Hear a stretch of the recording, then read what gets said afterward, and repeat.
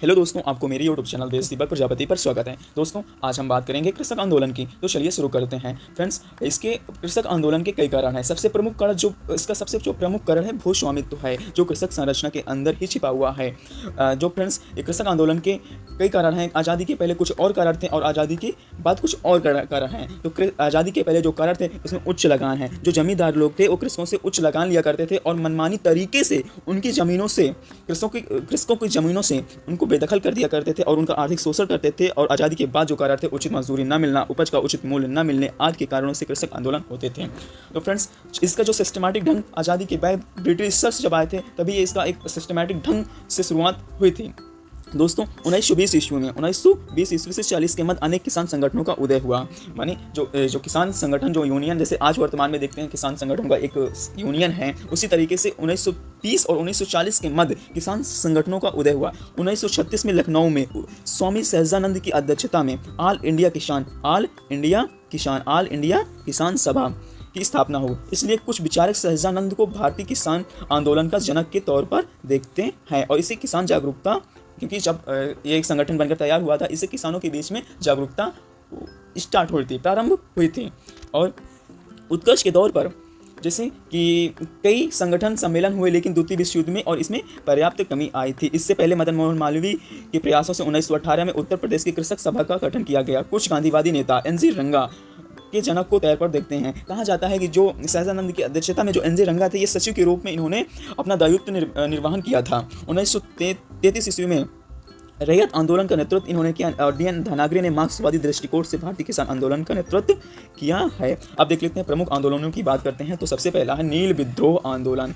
यूरोपीय बागान मालिकों ने किसानों को खाद्य फसलों के बजाय नील की खेती करने के लिए मजबूर किया। इसकी कीमत व भूमि प्रतिकूल प्रभावों के कारण विद्रोह किया। यानी जो यूरोपीय जो बागान मालिक हुए थे, इन्होंने किसानों को खाद्य सामग्री के बजाय उनको नील की खेती करने के लिए प्रेरित किया और नहीं मजबूर किया। और इसका मतलब कि कीमत भी बहुत कम रखी थी, क्योंकि जिसके उनको बहुत सारी समस्याओं का सामना भी करना पड़ा था। इसमें हिंदू और मुसलमान दोनों ने भाग लिया था। नील नहीं होने के इसका संकल्प लिया और सितंबर 1859 में विद्रोह की शुरुआत हुई। दीनबंधु मित्रा ने 1860 इसमें नील दर्पण नाटक से ने गोलोक चंद्र इसके पात्र थे। 31 मार्च 1860 को गठित नील आयुक्त ने नवंबर 1860 में नील को मजबूर अवैध करार माना और 1860 में सभी नील कारखानों को बंद कर दिए गए। फ्रेंड्स, आप देखते हैं चंपारण आंदोलन अप्रैल 1917 में सत्याग्रह हुआ, जो नील की खेती के विरुद्ध था। पहला संगठित आंदोलन किसानों को 3/20 के हिस्से पर नील की खेती अनिवार्य की और कम कीमत रखी गई। इससे 3 कठिया कहा जाता था। मतलब जो वहाँ के जो कृषक थे जो नील की खेती करते थे, इसको 3 कठिया कहते थे। गांधी जी ने इसका नेतृत्व 1917 में जांच समिति का गठन किया गया। गांधी जी के नेतृत्व में 1917 ईस्वी में जांच समिति का गठन किया। गांधी जी ने इसके भी सदस्य रहे और चंपारण कृषि अधिनियम 1918 में यह आंदोलन वापस ले लिया गया। अब देखते हैं खेड़ा आंदोलन 1918 में। खेड़ा आंदोलन गुजरात के खेड़ा जिले में फसल खराब होने के लिए हुआ था।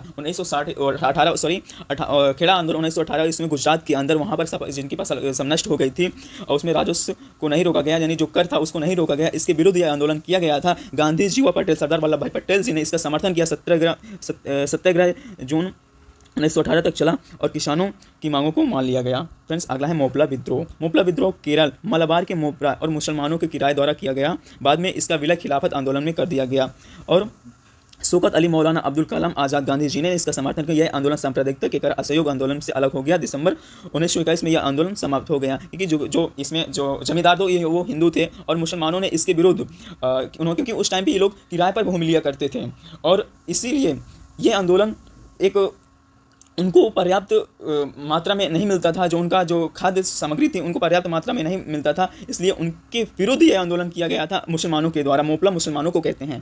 शौकत अली और मौलाना अब्दुल कलाम आज़ाद गांधी जी ने इसका समर्थन किया और यह आंदोलन असहयोग आंदोलन में अलग हो गया। दिसंबर 1921 में आंदोलन वापस ले लिया गया। अब नेक्स्ट आंदोलन देखते हैं बारडोली आंदोलन। 1928 ईस्वी में गुजरात के सूरत के जिले के बारडोली सत्याग्रह लगान विरोधी 30% वृद्धि मवेशियों की कुर्की के विरुद्ध आंदोलन था। 4 फरवरी 1928 को पटेल ने नेतृत्व किया। इस आंदोलन में महिलाओं ने वल्लभ भाई पटेल को सरदार की उपाधि बाद में लगान में वृद्धि 6.03% किया गया, क्योंकि देखो बारदौली में ही वहाँ की महिलाओं ने ही सरदार पटेल भाई पटेल को सरदार की उपाधि दी थी। अब नेक्स्ट आंदोलन देखते हैं, विभागा आंदोलन। विभागा आंदोलन 1946 में पश्चिम बंगाल में यह जोतदारों के विरुद्ध बटाईदारों का आंदोलन था। आपने गाँव में सुना होगा कि बटाईदार, पट्टेदार और इस तरह की चीज़ें तो सुनी ही होगी, तो वही है बटाईदार। 3 भाग में दो भाग लगान को कम करने के लिए था। इस आंदोलन का नेता कंपाराम सिंह और भवन सिंह ने किया। इसका नेतृत्व कंपाराम और भवन सिंह ने किया। तेलंगाना आंदोलन, रैयतवाड़ी व्यवस्था थी। स्थानीय शासकों और जमींदारों के विरुद्ध साम्यवादी आंदोलन किया गया था।